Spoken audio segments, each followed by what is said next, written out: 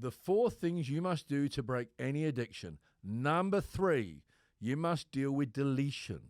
So inside of your mind, there's a whole lot of filters.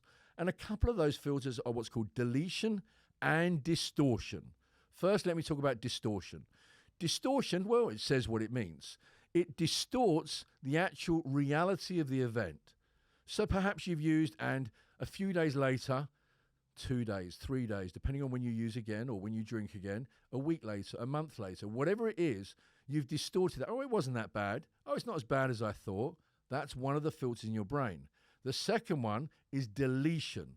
So remember that time when it's like 3, 4, 5, 6 o'clock in the morning, the birds are coming up, chirping, the sunlight's coming in, you're like, oh, what have I done all over again? And you promise yourself, I'm never doing this again. And you believe it. You truly believe it.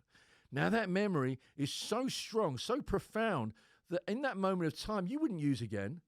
But what happens is this.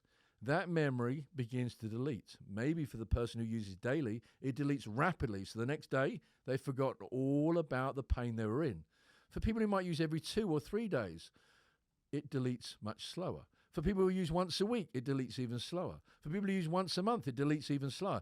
But it deletes that memory that you have. And when it comes to using again, you've forgotten all about the pain that you were in at that time at the 3, 4, 5, 6, 7 o'clock in the morning. So, number 3, you must deal with changing the deletion and the distortion of your memories. You've got to bring it back profoundly in your mind. You've got to remind yourself of those feelings that you have 5, 6, 7 in the morning when you're on the come down, wishing you'd never, ever touched it.